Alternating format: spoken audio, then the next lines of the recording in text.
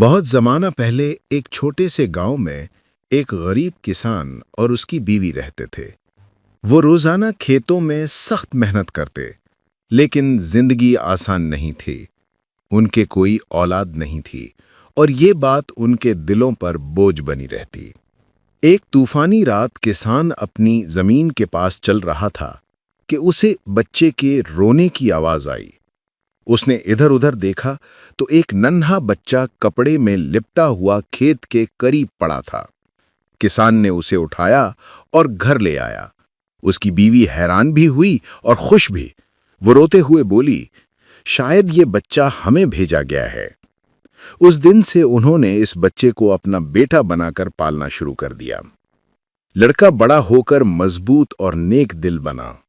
وہ اپنے والدین کے ساتھ کھیتوں میں کام کرتا، ہل چلاتا، بیج بوتا، پانی لاتا، دوسروں کی طرح شکایت کبھی نہ کرتا، صبر اور خاموشی سے کام کرتا۔ آہستہ آہستہ اس کی کھیتی سب سے بہتر ہونے لگی۔ دانے بڑے، فصل بھرپور اور ہمیشہ کامیاب۔ لیکن گاؤں والے اس کی خوشحالی دیکھ کر خوش نہیں ہوئے۔ وہ حسد کرنے لگے۔ کچھ کہتے وہ کوئی جادو کرتا ہے، کچھ اس کا مذاق اڑاتے، کچھ اس کے اوزار توڑ دیتے اور بعض اس کی غیر موجودگی میں اس کی فصل کو چل دیتے۔ مگر نوجوان نے کبھی لڑائی نہیں کی۔ وہ خاموش رہا، زیادہ محنت کی اور سب کے ساتھ اچھا سلوک کرتا رہا۔ پھر ایک سال بہت تیز بارشیں ہوئیں، دریا پورا بہہ نکلا اور ساری فصلیں تباہ ہو گئیں۔ کھیت خالی، گھر خالی، لوگ بھوکے، بچے روتے، خاندان بے بس بیٹھے رہتے۔ صرف ایک شخص کے پاس اناج بچا تھا، وہ نوجوان کسان۔ اس نے اپنا اناج چھپا کر نہیں رکھا۔ اس کا دل اسے خود غرضی کرنے نہیں دے رہا تھا۔ چنانچہ رات کے وقت جب سارا گاؤں سو رہا تھا، وہ کھانا پکا کر آہستہ سے ہر دروازے پر رکھا تھا۔ صبح ہوتے ہی لوگ حیران رہ جاتے کہ ان کے دروازے پر کھانا رکھا ہوا ہے۔ وہ نہیں جانتے تھے کہ کون ان کی مدد کر رہا ہے، مگر اس کی مہربانی نے ہی انہیں زندہ رکھا۔ اس کے باوجود دن میں لوگ اسے برا بھلا کہتے رہے۔ کسی نے یہ گمان بھی نہ کیا کہ انہیں کھانا دینے والا یہی شخص ہے۔ ایک شام سخت محنت کے بعد وہ بیٹھا سوچ رہا تھا، جب میں بھلائی کرتا ہوں تو بدلہ نفرت کیوں ملتا ہے؟ مہربانی کا جواب تکلیف کیوں بنتا ہے؟ لیکن ایک شخص سچ جان چکا تھا۔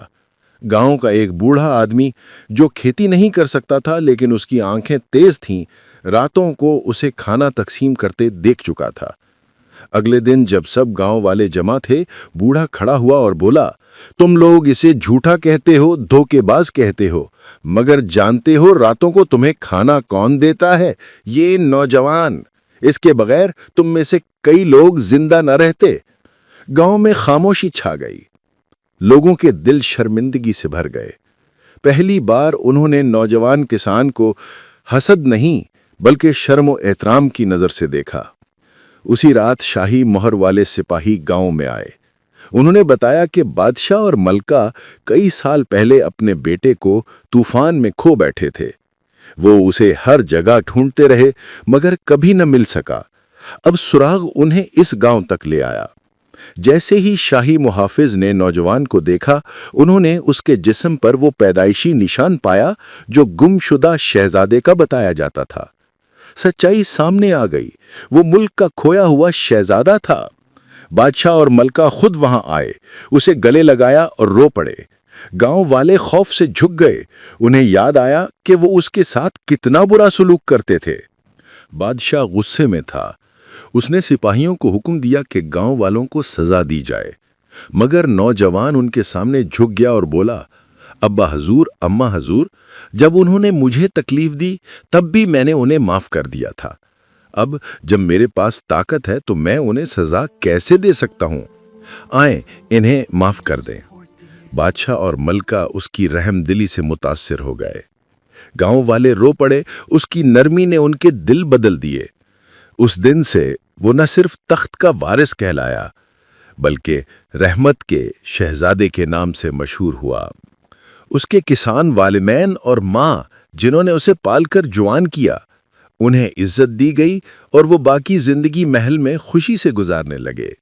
اور یوں اس کی زندگی میں سب کو یہ درس دیا کہ حسد اور ظلم طوفان کی طرح آتے ہیں اور گزر جاتے ہیں، لیکن مہربانی، روشنی، امید اور محبت چھوڑ جاتی ہے۔